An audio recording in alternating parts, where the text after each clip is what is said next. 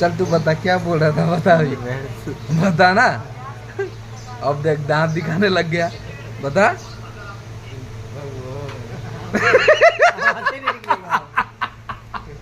Content तो मिले करने में कुछ नहीं है। अरे बैंड जो कंटेंट, क्या कंटेंट, के चूतिए से वीडियो बनाते हैं उसके भी वायरल हो जाता है, और इनको चाहिए कंटेंट।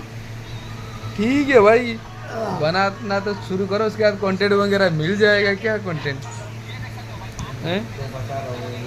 अब देखो इनको क्या है, कंपनी जाना है, कंपनी से फिर रूम आना है, खाना बनाना, खाना फिर सो जाना, फिर गाना बनाना, दिहाड़ी पे जाना है। यही है, और कुछ जिंदगी में तो ट्राई नहीं जिंदगी करना। लोड़ा जिंदगी है, बहन जी जिंदगी है ये।